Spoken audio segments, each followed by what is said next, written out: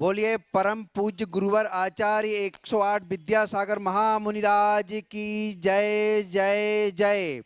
बोलिए मुनि श्रेष्ठ 108 प्रमाण सागर महामुनिराज की जय जय जय। बोलिए मुनि संघ की जय। धर्म प्रेमी बंधुओं, आज भी अंबिकापुर समाज को मुनिश्री का शंका समाधान जैसे विश्वव्यापी और प्रसिद्ध कार्यक्रम को सुनने और उसमें शंकाएं करने का सौभाग्य मिला है। आज शंका समाधान का प्रोग्राम प्रारंभ करने से पहले हमारे बीच में कुछ श्रावक श्रेष्ठी हैं जिनका हम सम्मान करना चाहेंगे, और वो श्रावक श्रेष्ठी गुणायतन परिवार से आज जुड़े हुए हैं। और गुणायतन की परंपरा है कि गुणायतन परिवार के जो ट्रस्टी होते हैं वो परिवार के ही सदस्य सामान्यतः उनका सम्मान करते हैं। तो हम इसी क्रम में सर्वप्रथम गुणायतन परिवार के सदस्यों का सम्मान करने के लिए आमंत्रित करते हैं। हमारे बीच निर्माण मित्र से ट्रस्टी है श्री विक्रांत जैन, विक्रम जैन, छाया, अक्षिता, रक्षिता, केदारपुर, अंबिकापुर। विक्रांत जैन, विक्रम जैन, आप लोग आ जाएं। और आपके सम्मान के लिए मैं आमंत्रित करूंगा श्री अनिल जैन हजारी, श्री अरविंद जैन हजारीबाग, श्री अनिल जैन हजारीबाग गुणायतन ट्रस्टी, अरविंद जैन गुणायतन ट्रस्टी, आप आए। और श्री विक्रांत जैन, विक्रम जैन जो निर्माण मित्र बने हैं, निर्माण मित्र से ट्रस्टी, आप आए, गुरुजी को नमन करें। और मंच पर आपके सम्मान के लिए श्री अनिल जैन हजारीबाग, अरविंद जैन।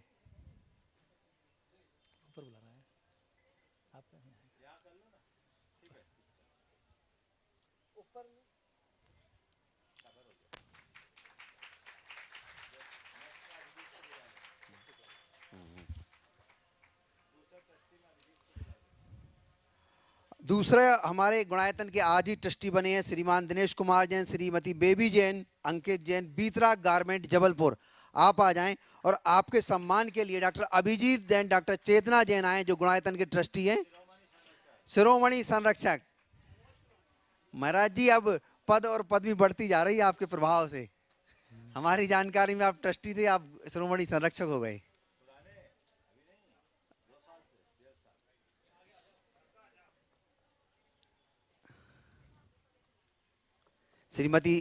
श्रीमान दिनेश कुमार जैन, श्रीमती बेबी जैन जो आज गुणायतन ट्रस्टी बने हैं, बीतरा गारमेंट जबलपुर, आपका सम्मान कर रहे हैं डॉक्टर अभिजीत जैन, डॉक्टर चेतना जैन।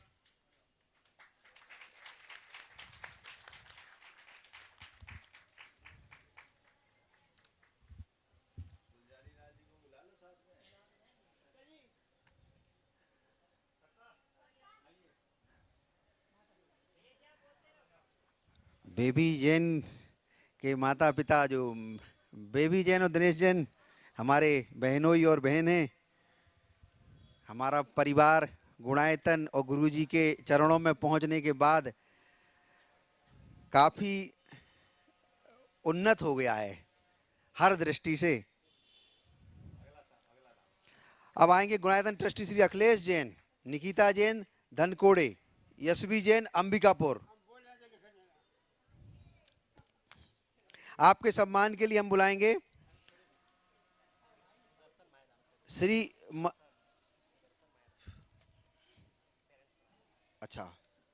सुदर्शन मायादान खड़े अंबिकापुर, आप भी आए। अखिलेश जैन, निकिता जैन धनखेड़े, आप भी आए। और आपके सम्मान के लिए हम बुला रहे हैं श्री मनीष जैन बुडार, श्री अमित जैन गुणायतन ट्रस्टी।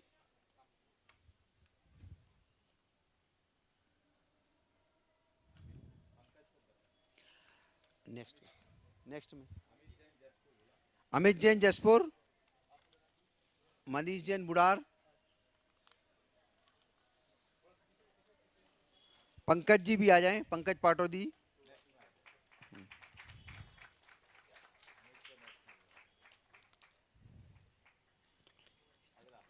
श्री अगले गुणायतन ट्रस्टी सम्मान के लिए आएंगे विजय कुमार मोदी, श्रीमती सरोज मोदी अंबिकापुर, श्री नितिन मोदी, श्रीमती निधि मोदी, दक्ष मोदी अंबिकापुर।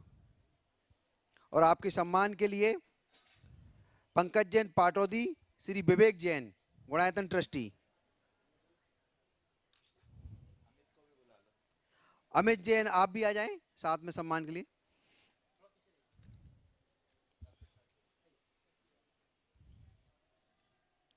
श्रीमान विजय कुमार मोदी, श्रीमती सरोज मोदी अंबिकापुर गुणायतन ट्रस्टी बने हुए हैं।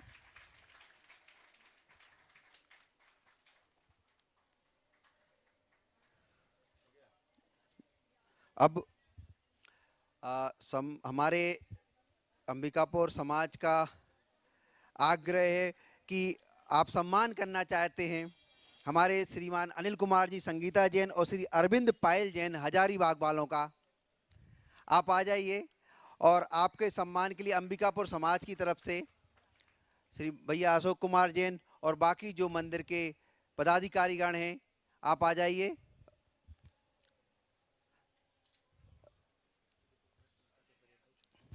रूबी भाभी आप आ जाएं और बाकी समाज के लोग आ जाएं। श्रीमान अनिल कुमार संगीता जैन, श्रीमान अरविंद कुमार पायल जैन, आप हमारे मुनि श्रेष्ठ के गृहस्थ जीवन के बड़े और छोटे भाई हैं।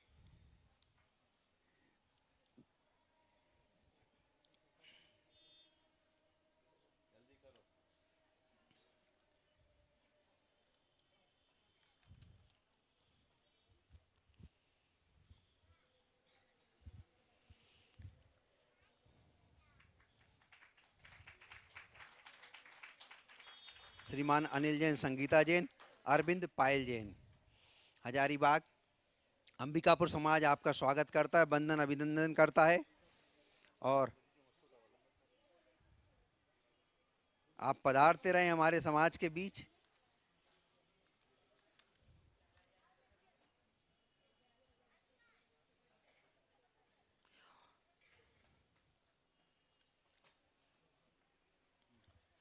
इसी सम्मानित क्रम में मैं ऐसे 4 लोगों को बुलाना चाहता हूं जिनके पुण्य बहुत प्रबल हैं। वो गुरुजी के साथ गमन में सहयोगी हैं, गुरुजी के गमन में पूरे साथ रह रहे हैं। ऐसे लोग बड़े पुण्यशाली होते हैं जिनका सौभाग्य जागता है, जिनका समय और काल उनके साथ होता है कि वो इतना समय और अपनी चीज़ें दे पाते हैं, हम लोग सोचते रह जाते हैं। तो सबसे पहले जतिन जैन कोलकाता, अमित जैन गुमिया, आप एक साथ आ जाएं। श्री पंकज जैन, नीतू पटौदी, अमित गंगवाल और विवेक जैन कुनकुरी, आप सब एक साथ आ जाएं। और हनी जैन आप सब एक साथ आ जाएं और आपके सम्मान के लिए गुणायतन ट्रस्टी आ जाएं। जो भी गुणायतन ट्रस्टी हैं यहाँ पर, आप उनके सम्मान के लिए आ जाएं। समाज के अंबिकापुर समाज से आ जाएं, अशोक जैन और बाकी जो भी राजेश भैया, डॉक्टर अभिजीत जैन, जिनको हम नहीं पहचानते वो भी आ जाएं। आपके यहाँ पर ये श्रावक श्रेष्ठी हैं, आप इनका सम्मान करिए अंबिकापुर समाज से।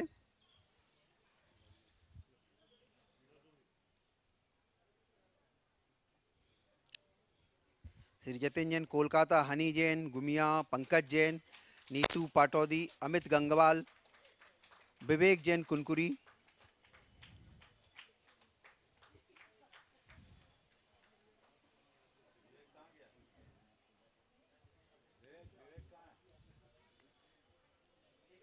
और यहाँ से अंबिकापुर से विक्रांत जैन महाराज जी के गमन में अब साथ रहेंगे और सुनने में आया है कि आप विक्रम जैन भी रहेंगे। अब हम शंका समाधान कार्यक्रम को चालू कर रहे हैं। तो पहला प्रश्न मैं ले रहा हूं श्रीमान अनिल कुमार संगीता जैन की तरफ से हजारीबाग और श्री अरविंद पायल जैन हजारीबाग, आप एक साथ खड़े हो जाएं और अपनी शंका गुरुजी के समक्ष रखें।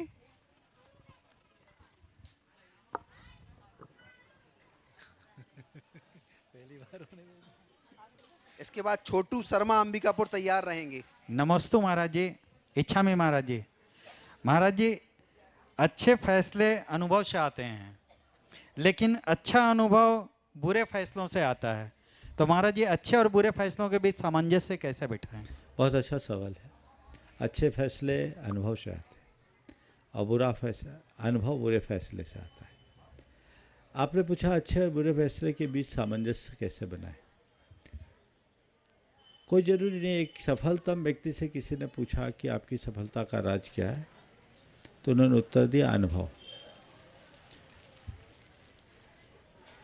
आपकी सफलता का राज क्या है? उन्होंने कहा सही निर्णय। पूछा सही निर्णय लेने की क्षमता कैसे आई? बोला अनुभव। बोला अनुभव कैसे पाया? कहा गलत निर्णय। सामने वाला आश्चर्यचकित रह गया। गलत निर्णयों से सही निर्णय लेने का अनुभव कैसे पाया? बोले हाँ, मैंने अपने हर गलत निर्णय की समीक्षा की और तय किया इसकी पुनरावृत्ति नहीं करेंगे, नतीजतन मैं अच्छा निर्णय लेने में समर्थ हो गया। तो हम जो भी निर्णय या फैसला लेते हैं कोशिश करें कि हम सही ले, पर कितना भी समर्थ व्यक्ति हो कुछ फैसले उनके गलत होते भी हैं, लेकिन गलत फैसलों से सीख लेने वाला व्यक्ति उन्हें सुधार सकता है और जीवन को आगे बढ़ा सकता है। नमोस्तु महाराज जी। इच्छा में छोटू शर्मा अंबिकापुर। आगे महाराज की जय हो। महाराज, मैं एक कंजक्शन में पढ़ा रहता हूँ कि जब ध्यान करते हैं तो अपनी आंखें को बंद करके करूँ या खुला कर करूँ या बीच में करूँ और कैसे करूँ वो हमें खुलकर बताएं। देखिए, ध्यान करते समय आँख खोल के रखने से व्यवधान आता है, बहुत सारी चीज़ें इधर उधर की दिमाग में आ जाती। उत्तम तो है ना खोले ना बंद करें, अपितु नासा दृष्टि रखें। समझिए, अपनी दृष्टि को नाक के अग्रभाग में ऐसे केंद्रित करें, ये सर्वोत्तम है। अथवा आंखें बंद कर लें, लेकिन जिन्हें नींद आती हो ध्यान में जी, वे आँख खोल कर सकते हैं। मुझे तो नींद नहीं आती है। तो बस बंद करके करें, नासा दृष्टि सर्वोत्तम। और सांस से लंबा लेना या छोड़ना ये जितना बन सके गहरी सांस लें, जी। गहरी सांस गहरी निश्वास। हाँ, नमस्कार। नव्या जैन, अगले प्रश्न के लिए नव्या जैन और उसके बाद सुरेश कुमार अंबिकापुर तैयार रहेंगे। नहीं अगला बोलो। सुरेश कुमार जी अंबिकापुर। आगे। महाराज जी नमोस्तु महाराज जी, नमोस्तु महाराज जी, नमोस्तु महाराज।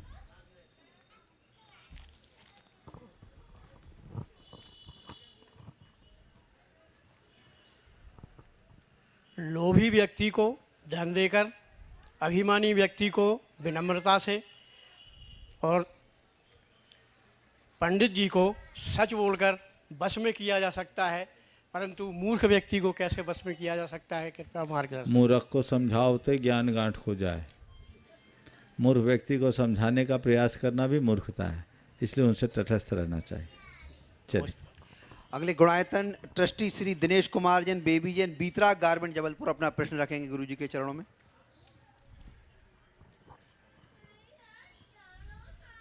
नमोस्तु महाराज जी। मेरी छोटी सी शंका है महाराज जी, जब हम लोग मतलब अभिषेक करके और शांति धारा करके अर्घ चढ़ा देते हैं, उसके बाद फिर महिलाएं बोलती भैया फिर से अभिषेक कर दो, तो क्या महाराज जी ये उचित है या अनुचित? अभिषेक समापन के अर्घ अर्पण के बाद नहीं करना चाहिए, उनको समझा देना चाहिए। नमस्ते महाराज जी। अगला प्रश्न रुद्राक्षी जैन। रुद्राक्षी जैन। पहुंचाओ जल्दी, और दोनों एक नाम और बोलो। सुषमा जैन रमेश चंद जैन अंबिकापुर। सुषमा जैन रमेश जैन अगला प्रश्न करें। नमोस्तु महाराज जी, नमोस्तु महाराज जी, नमोस्तु महाराज जी। मेरी यह शंका है कि आस्था और पैसे में कौन बड़ा है? जिनके पास पैसा होता है उनको सब पूछते हैं, जबकि जिनके पास आस्था वाले व्यक्ति तो रह ही जाते हैं। ऐसा क्यों होता है? और जिनके पास पैसा हो तो क्या तो ही भावना रखनी चाहिए? देखो, आस्था और पैसे में जहाँ तक बड़े की बात आपने पूछी, तो मैं तो ये कहूँगा कि दोनों में आस्था ही बड़ी है, पैसा नहीं। पैसे वाले को लोग पूछते भले हैं, पर पैसे वाले के मन में प्रसन्नता हो ये कोई ज़रूरी नहीं। आस्था वाले को भले कोई ना पूछे, पर उसका मन हमेशा प्रसन्न रहेगा, उसके जीवन में पवित्रता रहेगी। तो तुम बताओ, जीवन में पवित्रता का महत्व है या संपन्नता का? पवित्रता का। तो अब पता लग गया कौन बड़ा है, ठीक है ना। और धन वाले को अगर कोई पूछते हैं, खासकर धर्म क्षेत्र में भी, तो इसलिए पूछते हैं क्योंकि उसका कोई योगदान होता है। धन रखने वाले को कोई नहीं पूछता, धन लगाने वाले को सब कोई पूछता है। और धन भी तभी कोई लगा पाता है जब उसके मन में आस्था होती। समझ? महाराज जी, हम तीनों लोग आपके चरणों में एक भजन अर्पित करना बाद चाहते में। हैं। जी बाद में, चलो। नमस्ते महाराज। हाँ। गुरुजी एक सूचना आई है जिसको मैं पढ़ दूं। श्री मती शेफाली जैन प्रमाणिक पाठशाला यूएसए से भेजी है। उन्होंने आपको नमोस्तु करते हुए भेजा है कि एनआरआई प्रमाणिक पाठशाला के विभिन्न देशों जैसे यूएसए, कनाडा, यूरोप यूके में चलती है, ऑस्ट्रेलिया वगैरह में। तो बच्चे एक साथ हाइकू कंठस्थ करके अपने शब्दों में अर्थ बताकर गुरुजी को श्रद्धांजलि देना चाहते हैं, आचार्य भगवान को श्रद्धांजलि देना चाहते हैं।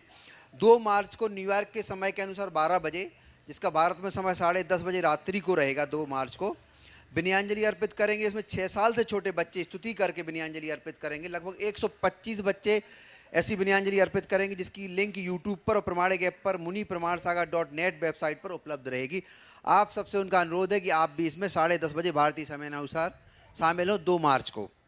अगले प्रश्न के लिए सुषमा जैन, राजेश जैन, रमेश जैन का तो जाना सर। हाँ बोलिए। रमेश जैन।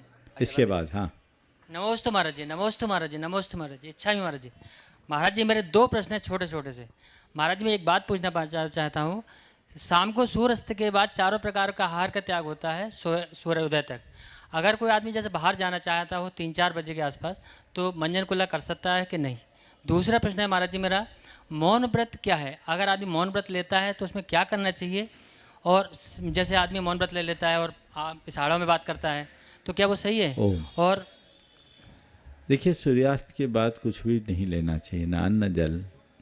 आप सूर्यास्त से पूर्व जिस समय भोजन करें, भोजन के उपरांत कुल्ला कर लें।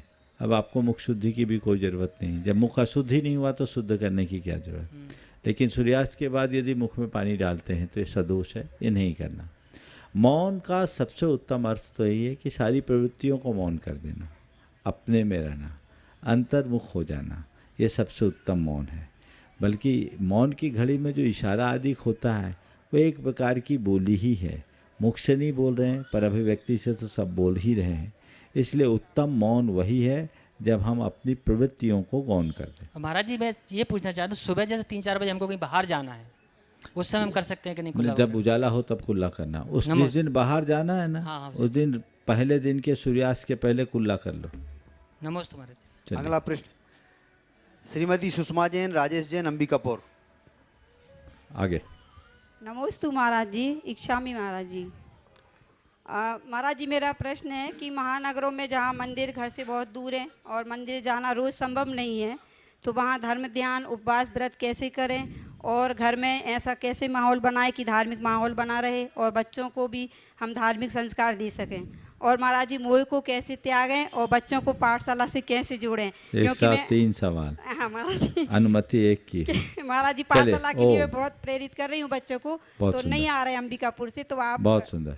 सबसे पहली बात तो आपने जो कहा है, महानगरों में व्रत उपवास कैसे करें। दूर होने से वर्चुअल दर्शन तो आप कर ही सकते हैं।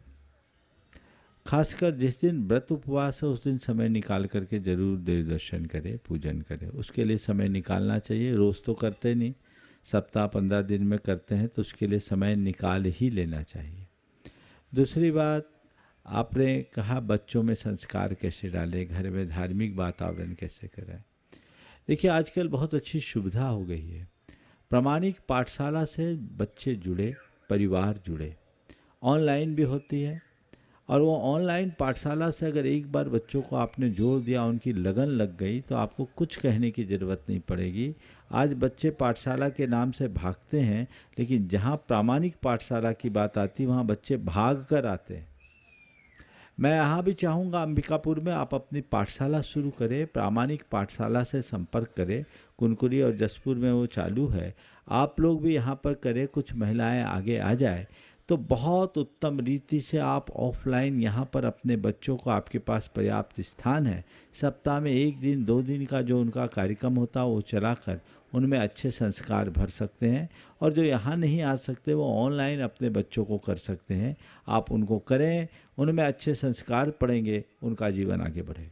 महाराज जी माता पिता बच्चों को नहीं भेजते हैं पाठशाला, मैंने शुरू करी थी, अगर उनको प्रेरणा दो। नई टेक्नोलॉजी के साथ जो प्रामाणिक पाठशाला है वो बहुत मॉडर्न टेक्नोलॉजी के साथ खेल खेल में बच्चों को ज्ञान देते हैं, और पेरेंट्स भी उन बच्चों को बहुत उत्साह के साथ भेजते हैं। आपको भी मैं ये कहूँगा, यहाँ के सारी समाज के लोगों से कहूँगा कि आप पाठशाला ज़रूर खुलवाएं और पाठशाला खोल करके बच्चों को प्रेरित करें। एक बार शुरू हो जाए तो बहुत बहुत अंतर आएगा। और मोह को कम करने के लिए ज्ञान भाव को जगाओ। आगे बढ़ो। नमोस्तु महाराज जी, नमस्ते। प्रमाणिक ऐप और दोनों पर एंड्रॉइड पर और एप्पल पर उपलब्ध है। आप लोग सब बच्चों को डाउनलोड कराएं और बच्चे जो यूट्यूब देखते हैं उसकी जगह पर उस पर बहुत अच्छी कहानियां हैं प्रेरक जैन धर्म की, वो दिखाएं। उसमें पाठशाला भी है, वो उस पर ज्वाइन कराएं। अगला प्रश्न श्रीमती श्रुति आराध्य जैन अंबिकापुर, और उसके बाद अबनी भूरा तैयार रहेंगे। श्रुति आराध्य जैन।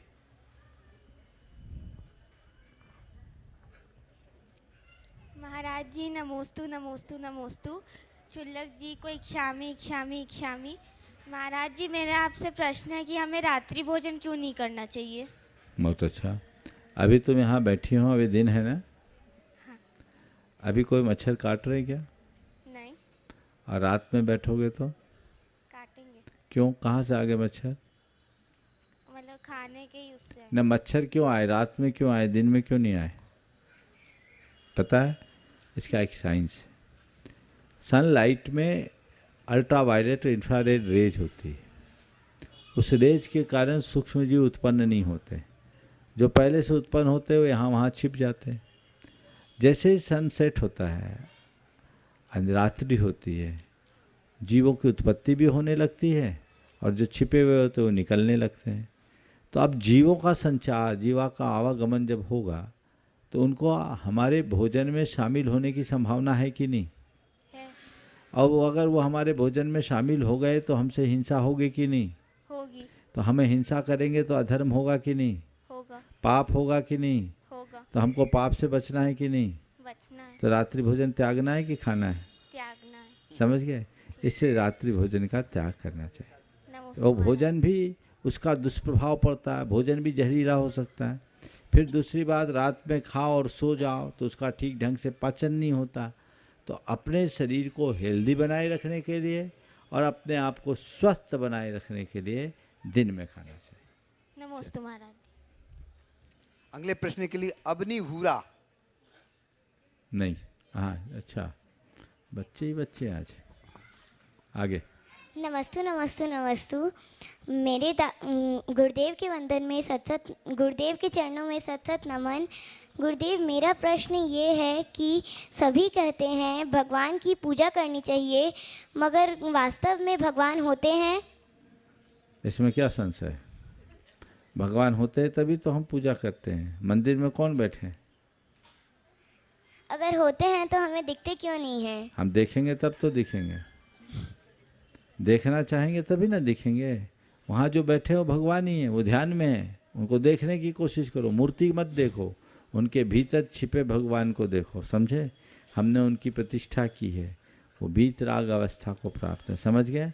और भगवान होते हैं, हम भी भगवान बन सकते हैं जब अपने सारे दोषों को, अपने दुर्बलताओं को, अपने दुर्गुणों को और दुखों को दूर कर देंगे, हम भगवान हो जाएंगे। समझ गए? जी। चलिए अगले प्रश्न के लिए श्रीमती बबीता जैन अंबिकापुर, उसके बाद ज्योति जैन चिरमिरी तैयार रहेंगी। बबीता जैन अंबिकापुर।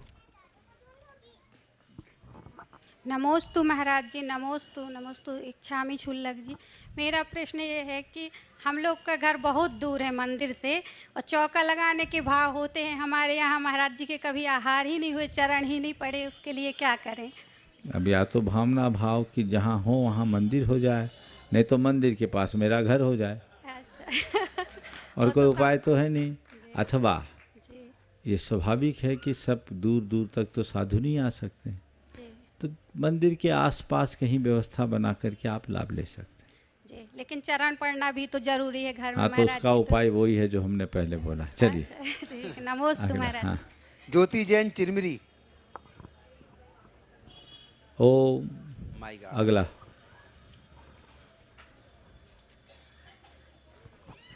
हे गुरुदेव, आपके चरणों में मेरा बारंबार नमोस्तु नमोस्तु नमोस्तु। हे क्षुल्लक जी को इच्छामी इच्छामी इच्छामी। हे गुरुदेव, हम घर गृहस्थी में रहकर ऐसे कौन से कार्य करें कि आगामी भावों में हमें देव शास्त्र गुरु की शरण मिलती रहे? जिन धर्मानुसार आचरण करो, जैन कुलाचार का दृढ़ता पूर्वक पालन करो। समझ गए? नित्य उठो, पंच परमेष्टि की आराधना करो, सच्चे देव शास्त्र गुरु के सच्चे अनुयायी बनो, रात्रि भोजन और अन्य प्रकार के अनाचारों का परित्याग करो। सात्विकता और संयम के साथ जो देव शास्त्र गुरु का अनुरागी बना रहता है उसका निश्चित उद्धार होता है। अगले प्रश्न के लिए मनीष जैन, मोनिका जैन, ट्रस्टी गुणायतन बुढ़ार। नमोस्तु नमोस्तु नमोस्तु महाराज जी। महाराज जी, हम लोग प्रथम पूजा तो देवशास्त्र गुरु की करते हैं, उसके बाद हमें कब कौन कौन सी पूजा करनी चाहिए? ऐसा कोई नियम नहीं कि इसके बाद यही पूजा करना चाहिए। पूजा करनी चाहिए सबसे पहली बात। और हम तो कहते हैं एक रटे रटाए सिस्टम से पूजा नहीं करनी चाहिए। कोशिश करो प्रतिदिन नई नई पूजा करो, बदल बदल के पूजा करो, ताकि उसमें मेरा अपना मन डूब सके। जो रटी रटाई पूजा होती है वो तो टेप रिकॉर्ड की भांति चलते रहती है, कोई क्रम नहीं है। देवशास्त्र गुरु की पूजा करे, अर्घ चढ़ाकर अपना काम कर सकते हैं। महाराज जी, वो तिथि क्यों घटती बढ़ती है? वो तो ज्योतिष का नियम है। चलिए मनीष भी पूछो। अगले प्रश्न के लिए हाँ बोलो, जब तक मनीष। गुरुदेव, संस्कार हमेशा छोटे बच्चों में गढ़े जाते हैं, छोटे बच्चों में संस्कार जल्दी आ जाते हैं। तो महाराज जी, हम लोग के धर्म में 5 पाप बताए गए हैं, तो ये 5 पापों के जो ये है, इनकी पढ़ाई क्या अपनी नई शिक्षा नीति में होनी चाहिए? क्या स्कूल के सिलेबस में ये 5 पापों का ज्ञान देना चाहिए? बिल्कुल होना ही चाहिए। अहिंसा, असत्य, अस्तेय, शील और संतोष, ये तो हमारे मूल चीज़ें हैं और इनका ज्ञान होना चाहिए। और मैं तो चाहता हूँ कि संविधान में इस तरह का प्रावधान हो कि इन पंचशील के सिद्धांत को सब कोई अच्छे से पालन करे। अगले प्रश्न के लिए मनीष, मोनिका, गुणायतन, ट्रस्टी बुढ़ार। हो गए। अच्छा, श्रीमती छाया जैन, छाया जैन।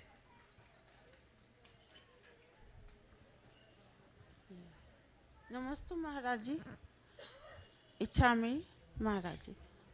मेरा प्रश्न यह है महाराज जी कि व्यक्ति की जब मृत्यु का समय निकट आ जाता है तो ऐसा कहा जाता है कि आत्मा को 6 माह पहले भान हो जाता है और वह उस शरीर को देख लेती है कि मुझे इस शरीर में जाना है, तो वह आत्मा उस शरीर तक जाकर देखती है या अपने इसी शरीर से? किसने बोला कि आत्मा को 6 महीना पहले आभास हो जाता है? कहाँ पढ़ लिया, किस सुन लिया? ये धारणा गलत है, आगे बढ़िए। और दूसरा हो गया, धारणा ही गलत है तो प्रश्न का है आगे बढ़ा रही? आगे बढ़ो। प्रभा जैन चिरमिरी, प्रभा जैन चिरमिरी।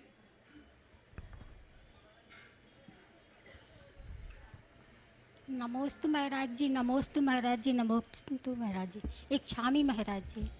महाराज जी, हमारा आपसे प्रश्न है कि अगर हम कोई नियम लेते हैं और हमसे उस नियम का खंडन हो जाता है तो उसका प्रायश्चित कैसे किया जाए? देखिए, छोटे मोटे नियम के तो प्रायश्चित भगवान की साक्षी में जाके अपने निंदा गढ़ापूर्वक कर लेना चाहिए। विशेष नियम मूल रूप से मुख्य व्रतों की वो गुरुओं से लेना चाहिए। आगे। अगला प्रश्न है अनुभव जैन, मास्टर अनुभव जैन करना चाहते हैं, गुरुजी से अपना प्रश्न पूछें वहीं खड़े होके। नमोस्तु महर्षि, मेरा प्रश्न है कि सारे मुनि के नाम के अंत में सागर क्यों लगता है और उसका अर्थ क्या है? ये कोई ज़रूरी नहीं कि सागर ही लगे, पर ज़्यादातर मुनियों के नाम के साथ सागर लगता है। अन्य नाम भी लगते हैं, नंदी, सेन आदि भी लगे हैं, लेकिन सागर क्यों लगाया जाता है सुनो। सागर विशाल होता है, गंभीर होता है और सागर रत्नों की खान माना जाता है, रत्न भरे रहते हैं। ऐसे ही जो सागर की तरह विशाल होते हैं, गंभीर होते हैं और गुणी होते हैं, वो मुनि होते हैं, इसलिए उनके नाम के आगे सागर लगाया जाता है। ठीक, चलो। अगला प्रश्न किरण जैन, किरण जैन। दो। नमोस्तु महाराज जी, नमोस्तु महाराज जी। इच्छा में भी महाराज जी, मेरा प्रश्न यह है कि जैसे वेदी में फकचाल के लिए चढ़ते हैं तो बार बार है ना, मतलब चढ़ने के बाद है ना, फिर भी लोग है ना उनको उतार के बार बार पैर छूते हैं भगवान जी के, ये सही है या गलत? विवेक से काम करना चाहिए, ऐसा नहीं करना चाहिए। बार बार वेदी में चढ़ना भी नहीं चाहिए। कोई एक व्यक्ति चढ़ जाए, विनयपूर्वक भगवान को वहाँ से उठाकर विराजमान करे और फिर विधि पूर्वक वहाँ विराजमान करे।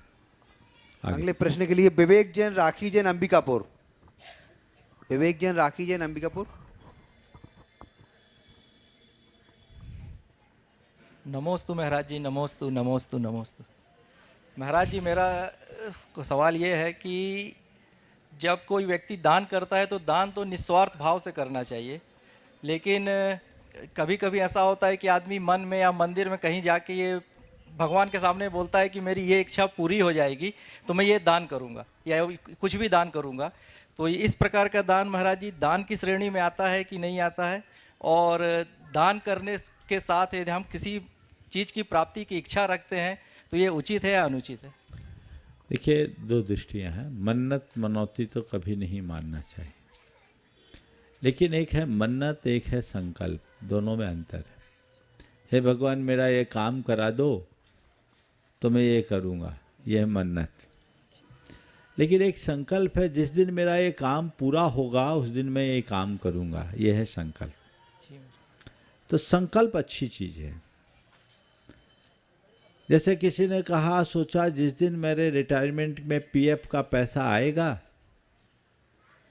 उस दिन मैं उसका 10% दान करूंगा, ये संकल्प है। और कोई भगवान के पास श्रीफल चढ़ा करके निवेदन करा, है भगवान मेरा जमीन बिकवा दो मैं दान करूंगा, ये हो गई मन्नत। जी महाराज। तो ये मन्नत नहीं, संकल्प करना चाहिए। समझ गए? जी महाराज, नमस्ते महाराज।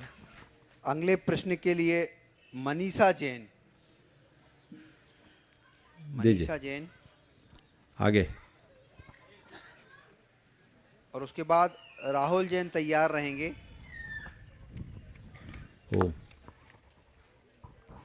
नमोस्तु महाराज जी, नमोस्तु महाराज जी, नमोस्तु महाराज जी। इच्छामी शुल्लक जी, इच्छामी शुल्लक जी।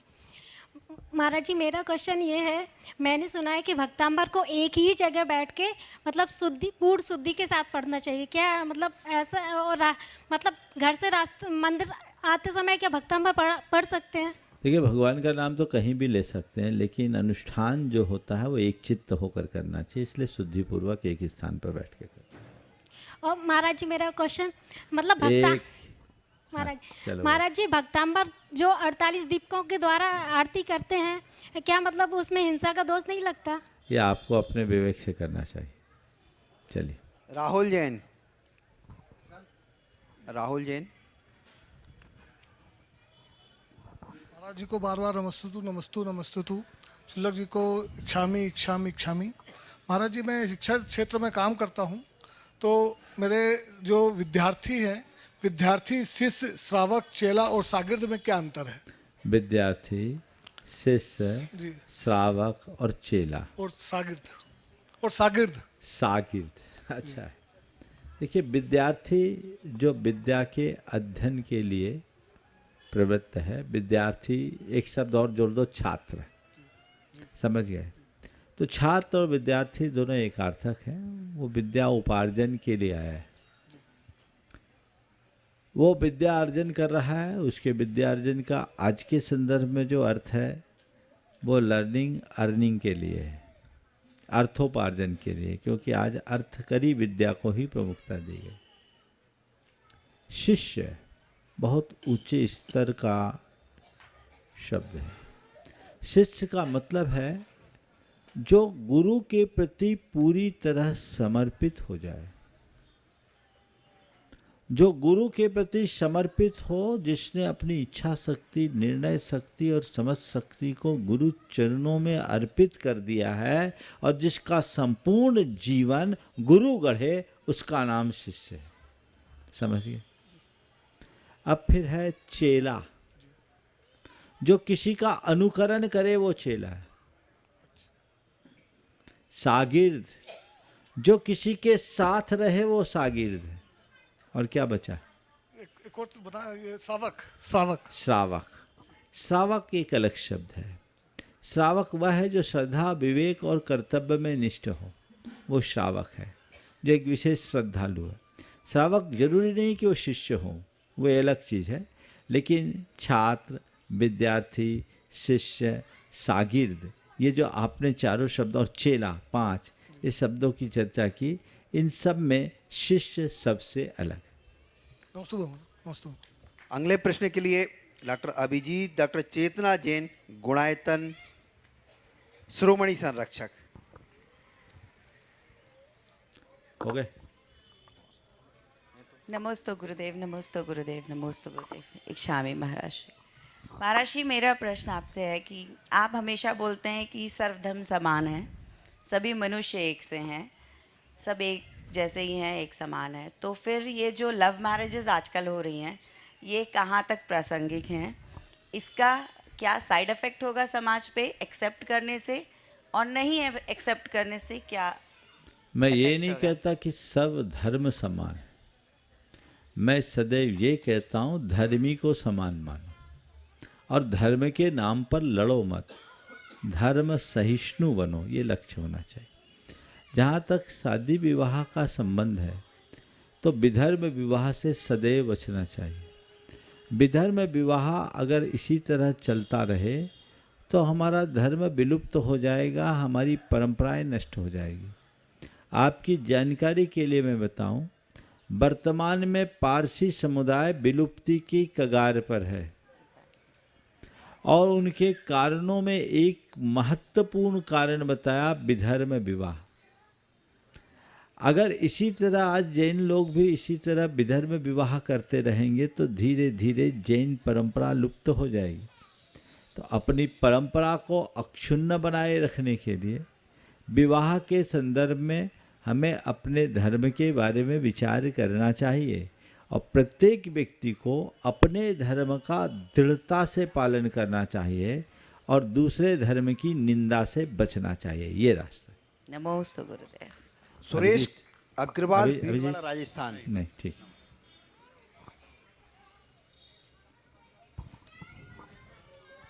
आस्थान के समस्त भाइयों की तरफ से बार बार नमन। मेरा प्रश्न है कि बहुत से मंदिर इतने विशाल होते हैं कि उनके मूल प्रतिमा जी का कभी अभिषेक ही नहीं हो पाता, ऐसे में उनका कैसे करें? देखिए, मूल प्रतिमा का प्रक्षाल रोज होता है, अभिषेक रोज नहीं होना चाहिए। मंदिर कितने भी विशाल हो, उसकी पूजा अर्चा की व्यवस्था पूरी बनी रहनी चाहिए। अगर नहीं बन रही है तो व्यवस्थापकों की कमी है, उन्हें ठीक करना चाहिए। अगले प्रश्न के लिए अखिलेश जैन, अंबिकापुर।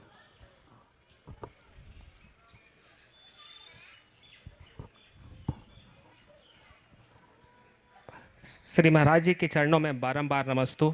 इच्छामी महाराज जी, मेरा प्रश्न यह है महाराज जी कि अगर हमने कोई त्याग लिया है तो, और अगर कोई व्यक्ति अगर उस त्याग को अपने हिसाब से या अपने इच्छा के हिसाब से कुछ उसमें एडजस्टमेंट करता है तो क्या इससे उसको पाप लगता है क्या? देखो, एक लाइन में बोलता हूँ, हमें स्वयं को नियमों के अनुरूप ढालना चाहिए, नियमों को अपने अनुरूप नहीं ढालना चाहिए। समझ गए? तो कोई भी त्याग लिया उसमें शिथिलता मत रखो। अगर त्याग लिया है तो दृढ़ता से उसका पालन करो। समझ गए? तब रास्ता ठीक हो। नमस्ते महाराज जी। अगला प्रश्न साक्षी जैन, साक्षी जैन, और उसके बाद रेखा जैन, अंबिकापुर तैयार रहेंगे। महाराज श्री के चरणों में मेरा बारंबार नमोस्तु। महाराज श्री, कई बार ऐसा होता है कि जन्म देने वाली माँ या परवरिश देने वाली माँ में से हमें किसी एक को चुनना होता है, तो हमें किसको चुनना चाहिए? तुम किसको चुनना पसंद करोगे? महाराज श्री, वही तो नहीं पता है।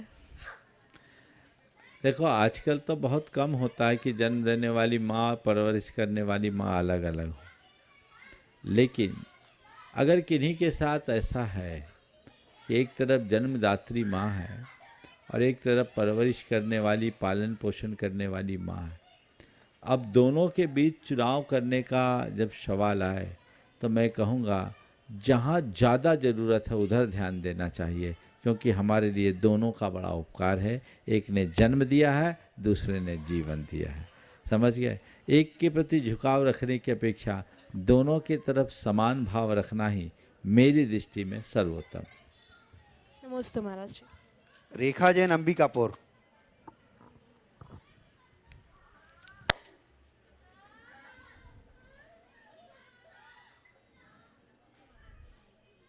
माइक।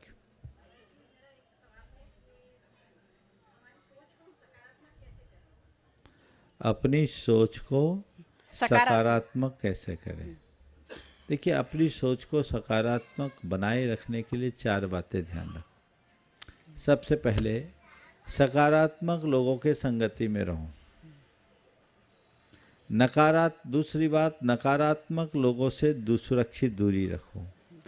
तीसरी बात, आप सकारात्मक आत्म सुझाव दो। मुझे हर पल सकारात्मक रहना है, सकारात्मक रहना है, सकारात्मक रहना है, सकारात्मक रहना है। I have to be positive. मुझे सकारात्मक रहना है। ये आत्म सुझाव अपने आप देते रहिए। और चौथी बात, जिन लोगों ने सकारात्मकता के बल पर बुलंदी को छुआ है उनका चरित्र पढ़ें। यदि ये चारों रास्ते अपनाते हैं तो जीवन में निश्चित सकारात्मकता आएगी। और महाराज जी, ये अध्यावसान और अनध्यावसान का मतलब क्या है? अध्यवसान और अनध्यवसान जो शब्द है वो हमारे परिणामों का है, हमारे भावों का अर्थ है। जिधर हमारा भाव हुआ उसका नाम अध्यवसान, जिधर भाव नहीं हुआ अनध्यवसान। अगले प्रश्न की अरविंद कुमार जैन बैकुंठपुर से तैयार रहे। कहाँ अरविंद कुमार जैन, वहीं से कर लीजिए प्रश्न। आचार्य श्री महाराज की जय, परमासागर महाराज की जय। इच्छा महाराज। हाँ। मेरा महाराज ये प्रश्न है कि बाहुबली स्वामी का जो 12 साल में अभिषेक होता है और भारत बाहुबली का उनका पैर दो जगह क्यों धंसा गया है? तो इसी चलते 12 साल में उसका समाधान करिए सर। आपका सवाल समझ में नहीं आया, क्या कहना चाह रहे हैं आप? इससे भरत बाहुबली का क्या संबंध है? अलग से बात कीजिएगा। चलिए स्वीटी महनोत। ओम, अलग से बात कीजिएगा। हाँ, अब गुरुजी से व्यक्तिगत प्रश्न कर लीजिएगा। स्वीटी महनोत अपना प्रश्न करेंगी। नमस्ते महाराज सर, नमस्ते। मेरा प्रश्न है, कभी हम किसी को देखते हैं तो हमें बहुत अच्छा लगता है और किसी को देख के एकदम भी अच्छे भाव नहीं आता, ऐसा क्यों होता है? इसके पीछे दो कारण होते हैं। एक तो सामने वाले का व्यक्तित्व, किसी का व्यक्तित्व इतना प्रभावी होता है कि स्वाभाविक रूप से आकर्षित कर लेता है।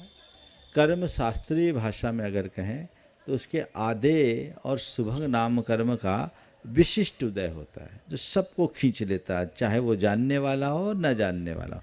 सहज आकर्षण उत्पन्न कर दे जो व्यक्तित्व की आभा को निखार दे, वो पुण्य है विशेष। और किसी में अनेक कला गुण होने के बाद भी उसके पापोदय के कारण यानी दुर्भग और अनादेय नाम कर्म के कारण उसकी कोई लायकी नहीं होती, उसे सब लोग बिल्कुल दूर रखते हैं। तो एक तो कॉमन बात हुई। लेकिन जिसके प्रति हमारा लगाव विशेष होता है वो हमारा व्यक्तिगत राग है, उसके गुण भी दोष भी हमें गुण लगते हैं। और जिसके प्रति हमारे मन में कोई पूर्वाग्रह होता है, द्वेष होता है, उसकी अच्छाई में भी बुराई दिखती है। तो हो सकता है जो आपको बुरा लग रहा हो वो सबको अच्छा लग रहा हो, और जो आपको अच्छा लग रहा हो औरों की नज़र में बुरा हो। तो जो सामान्य रूप से सबको अच्छा लगे वो उसके व्यक्तित्व का चमत्कार है, जो सामान्य रूप से सबको बुरा लगे वो उसके व्यक्तित्व का ही दुष्प्रभाव है। लेकिन किसी व्यक्ति विशेष के लिए अच्छा और बुरा लगना उस व्यक्ति के अपने दृष्टिकोण का प्रतिफल है, ऐसा समझना। एक प्रश्न आराध्या जैन का था, पर चूंकि वो प्रश्न का उत्तर हो गया, हमें रात्रि भोजन क्यों नहीं करना चाहिए, पूछ लिया उसने। तो अब गुरुजी मैं छुल्लक जी से अनुरोध करूंगा कि आप ऑनलाइन शंका समाधान के प्रश्न ले लें। महाराज श्री के चरणों में कोटि नमन। प्रथम प्रश्न महेंद्र जैन पत्रकार इंदौर से कर रहे हैं। गुरुदेव, दुनिया में सब कुछ नकल किया जा सकता है किंतु ज्ञान व चरित्र असल ही काम आता है। महाराज जी, ज्ञान और चरित्र को इस आधुनिकता की अंधी दौड़ में कैसे सुरक्षित रखा जाए?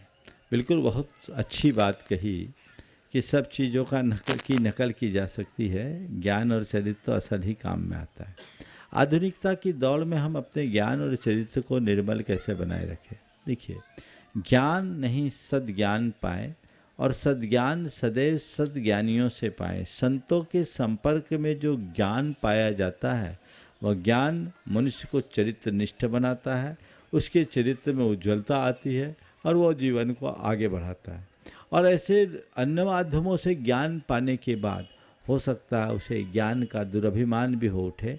जो ज्ञान अभिमान को जगाता है वो ज्ञान एक प्रकार से अज्ञान है। सच्चा ज्ञान वही है जो हमारे मान को गला दे और हमारे चरित्र को निर्मल बना दे।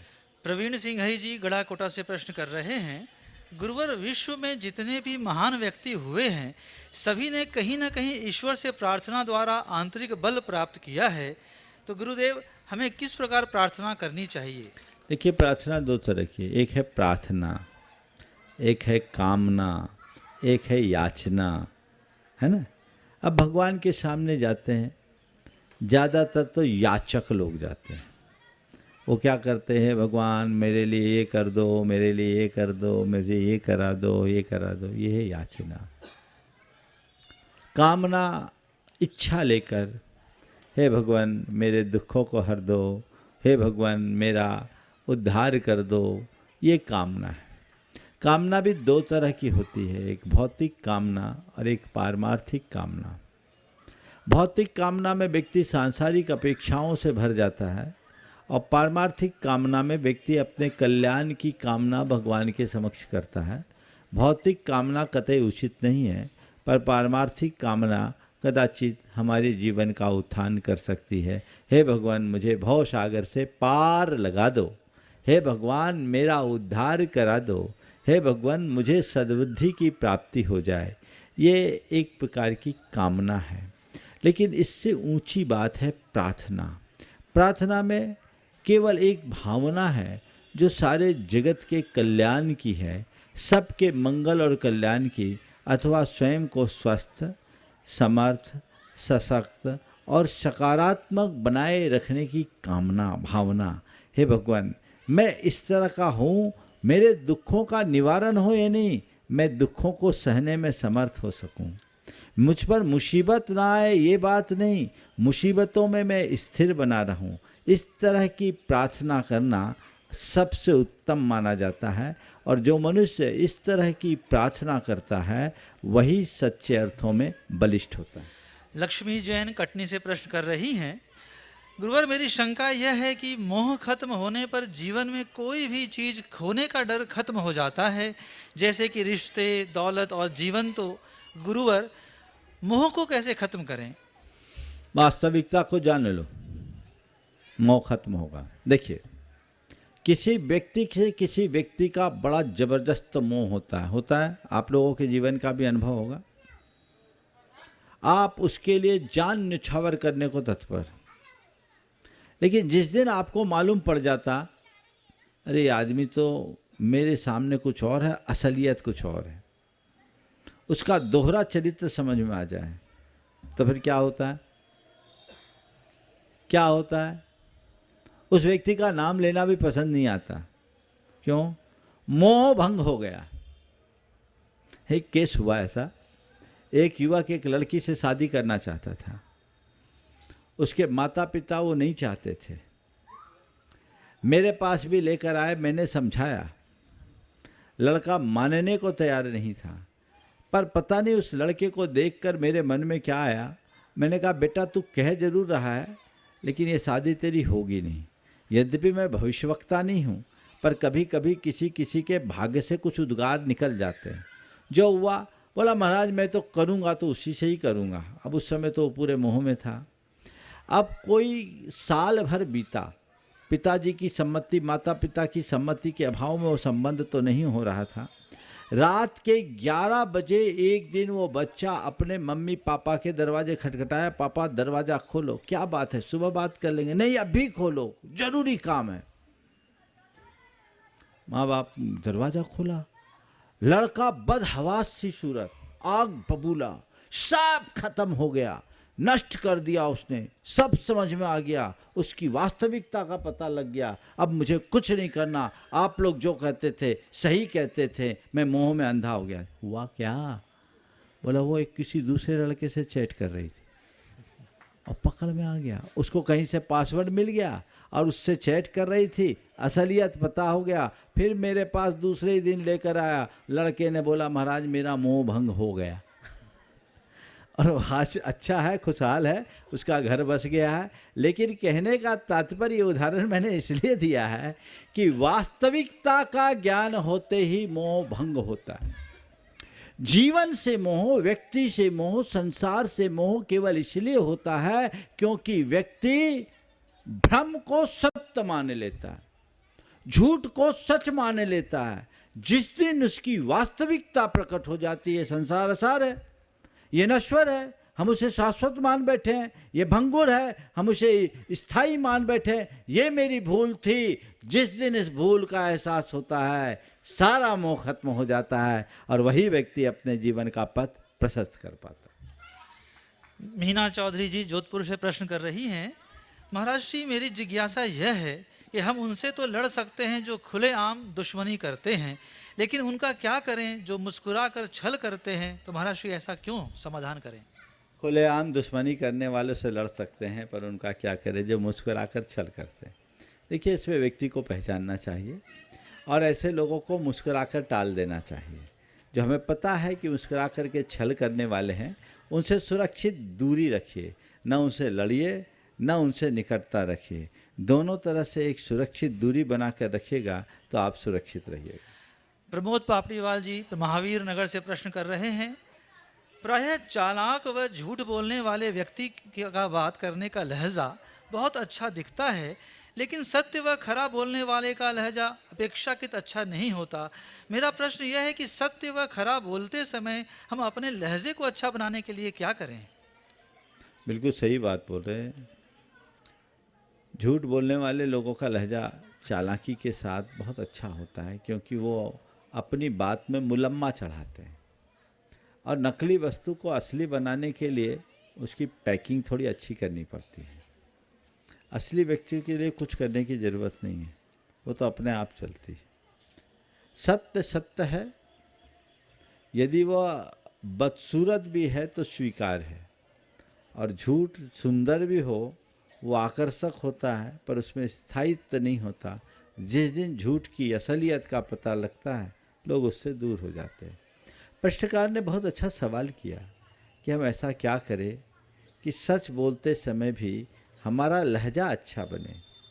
बिल्कुल, हमारी नीति भी यही कहती है कि सत्यता के साथ प्रियता का ध्यान रखना चाहिए।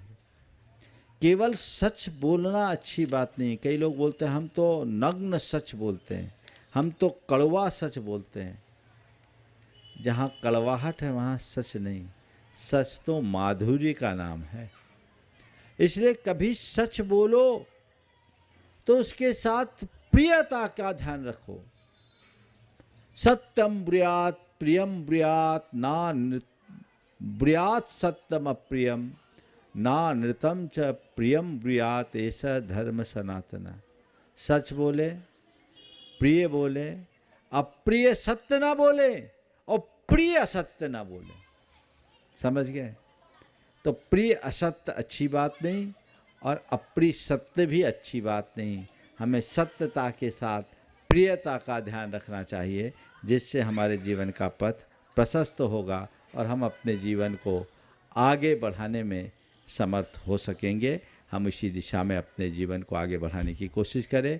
परसों 25 तारीख को परम पूज्य गुरुदेव के प्रति पूरे संसार के लोगों ने अपने अपनी विनयाञ्जलियाँ अर्पित की। ये बहुत अच्छी बात, किसी संत के प्रति इस तरह की विनयाञ्जलि मेरे ज्ञान में शायद पहली बार हुआ हो, जिसमें सभी संप्रदायों और परंपराओं के लोगों ने अपनी सहभागिता दी। सब लोगों ने विनयाञ्जलियाँ दी है। कल जैसे आपको यहाँ इस मंच से सूचना दी गई थी कि जिनके यहाँ भी इस तरह की विनयाञ्जलि सभाएं हुई है, वे अपनी विनयाञ्जलि सभा की क्लिप जरूर प्रेषित करें। प्रमाणिक ऐप में आप उसे अपलोड कर सकते हैं अथवा विद्यासागर.guru में दे सकते हैं, ताकि वो सुरक्षित रहे और वक्त पर काम आए, एक स्थायी निधि बने। ये सूचना आप सबके बीच होनी चाहिए। इसे अधिक से अधिक लोगों तक फैलाना भी आपकी जिम्मेदारी है। आप इसे फैलाएं और जीवन को आगे बढ़ाएं। समय आप सबका हो गया, यहीं पर विराम। बोलिए परम पूज्य आचार्य गुरुवर श्री विद्यासागर जी महाराज।